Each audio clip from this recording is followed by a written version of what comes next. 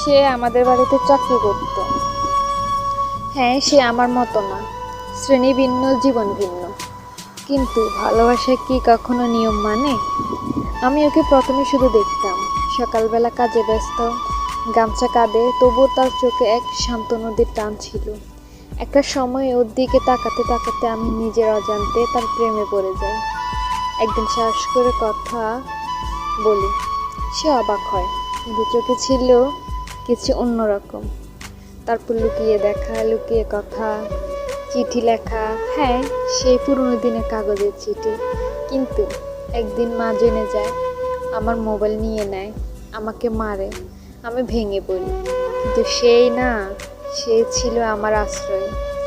সে আমার জন্য একটা পুরনো ফোন জোগাড় করে দেয়, বলেছিল যতক্ষণ না তোমাকে বিয়ে করতে পারি ততক্ষণ আমি তোমার পাশে থাকবো। আমার পরিবার শুরুতে মানেনি, কিন্তু সময়ের সাথে তারা বুঝেছে এই ছেলেটা আমার জন্য পৃথিবীর সবচেয়ে নিরাপদ জায়গা। তারপর একদিন সে বলল, আমি বিদেশ যাচ্ছি তোমার স্বপ্ন পূরণ করতে। আমি কাঁদছিলাম, আর সে বলেছিল, তুমি শুধু অপেক্ষা করো, আমি ফিরবো।